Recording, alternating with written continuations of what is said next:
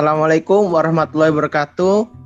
Kami di sini dari kelompok 7 akan mendiskusikan tentang penyebaran Islam melalui budaya di Indonesia. Nah, budaya sendiri itu berasal dari bahasa Sanskerta, yaitu budaya, yang merupakan bentuk jamak dari budi yang diartikan sebagai hal-hal yang berkaitan dengan budi dan akal manusia. Bentuk lain dari kata budaya adalah kultur, yang berasal dari bahasa Latin yaitu cultura.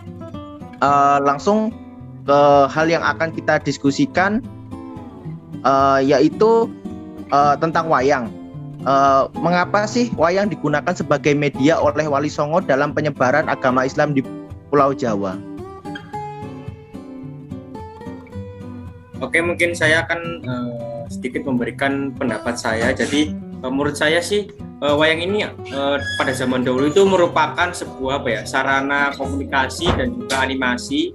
Ya bukan animasi sih, kayak animasi tapi pada zaman dahulu itu yang mana memiliki kayak kekuatan pendekatan terhadap masyarakat secara psikologi, sejarah, serta politik.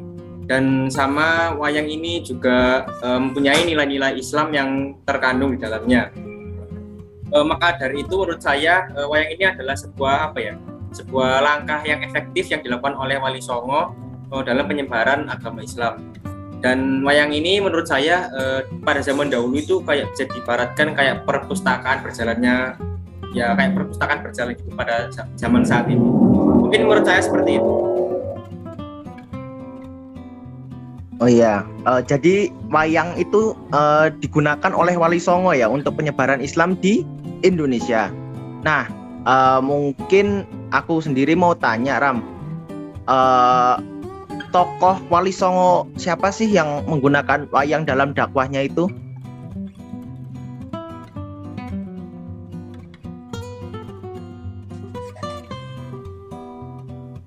Kalau menurut saya sendiri sih, yang saya tahu ya itu Sunan Kalijaga.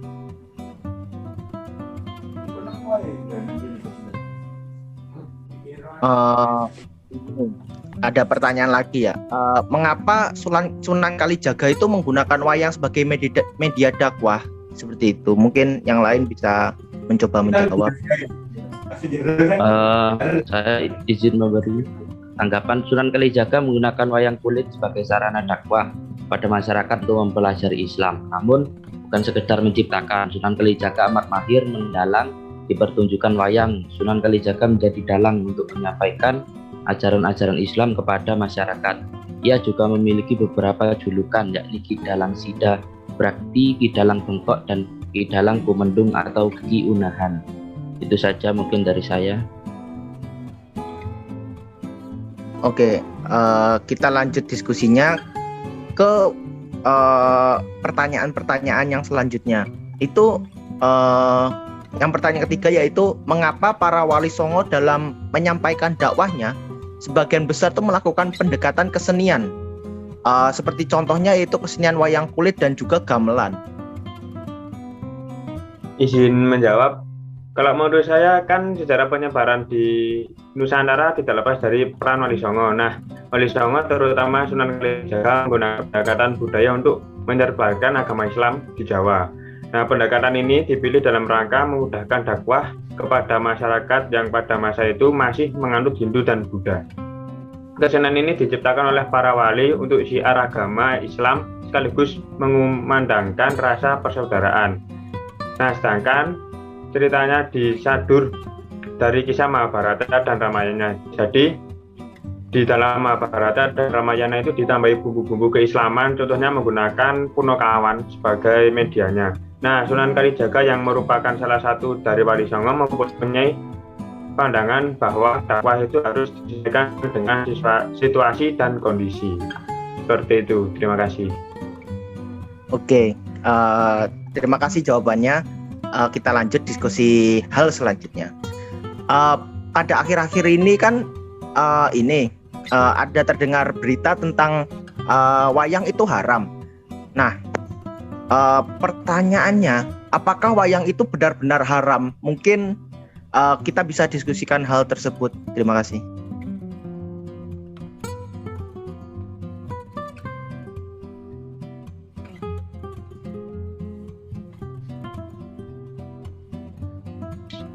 Baik, izin menjawab.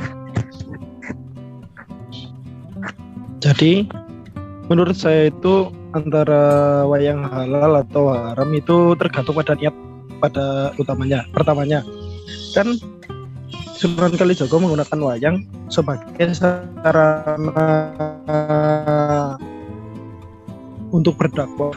Juga kita ketahui wayang itu berasal dari budaya-budaya Hindu-Buddha, khususnya pada wilayah India, yang dimana kebudayaan itu diislamkan dengan cara merubah antar dari bentuk wayang maupun cerita-cerita tersebut yang dinilai syirik atau musyrik menjadi cerita-cerita yang memiliki nilai keislaman.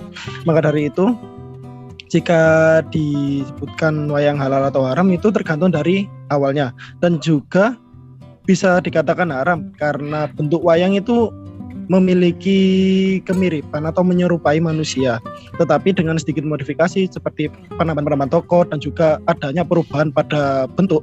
Dan juga dapat kita ketahui bahwa wayang itu berbentuk gepeng yang berasal dari kulit, maka menurut saya itu sah-sah aja atau dapat dikatakan dengan halal karena tujuannya untuk berdakwah dan juga terjadi perubahan-perubahan pada wayang itu serta cerita-ceritanya. Terima kasih. Seperti itu dari saya. Menambahi ya, kalau beberapa masyarakat menganggap wayang itu haram mungkin dari bentuknya yang dianggap seperti patung, karena seluruh ulama sepakat bahwa segala hal yang menyerupai dari manusia itu diharamkan, baik itu patung maupun lukisan. Nah, dari segi wayang itu sendiri dimodifikasi dari yang semula berbentuk patung, wayang patung dirubah ke wayang kulit, sehingga dari bentuknya sendiri sudah berbeda. Tidak ada wujud manusia yang gepeng ataupun seperti itu.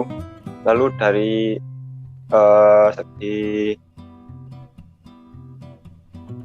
penampakannya atau gambarnya itu sedikit dirubah, karena ada yang wayang dengan wajah dengan hidung yang sangat mancung. Nah, itu dimodifikasi supaya jadi tidak kemiripan dengan wujud manusia.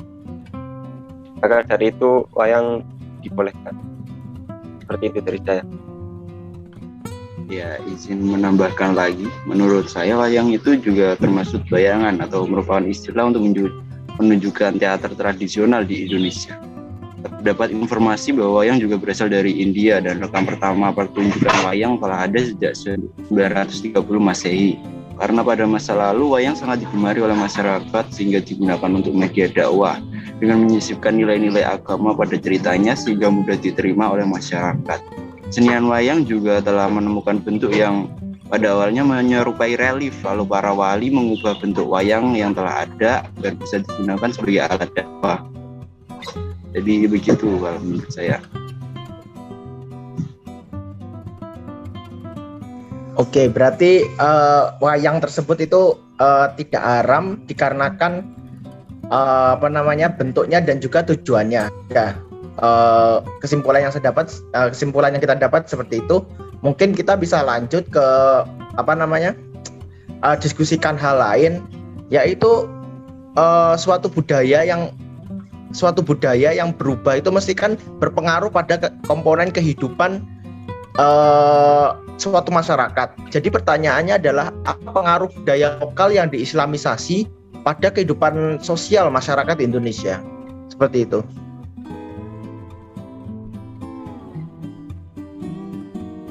Izin menjawab ya, moderator. Hari Asyura 10 Muharram dan Asyura Muharram adalah bulan pertama dalam tahun Islam, yaitu Hijriah. Sebelum Rasulullah berhijrah dari Makkah ke Yastrib, penamaan bulan dibuat. Nah, untuk mengikuti tahun Masehi, hijrah Rasulullah memberi kesan besar dalam atau kepada Islam sama ada di sudut dakwah Rasulullah. Ukhuwah dan syariah Islam itu sendiri karena banyaknya peristiwa yang menakjubkan dari hari tersebut. Maka agama menyuruh sunnah untuk melaksanakan puasa di hari tersebut. Sekian dari pendapat kami dari kelompok 7 tentang penggunaan budaya lokal untuk penyebaran Islam. Mungkin jika ada kurangnya kami mohon maaf. Wassalamualaikum warahmatullahi wabarakatuh.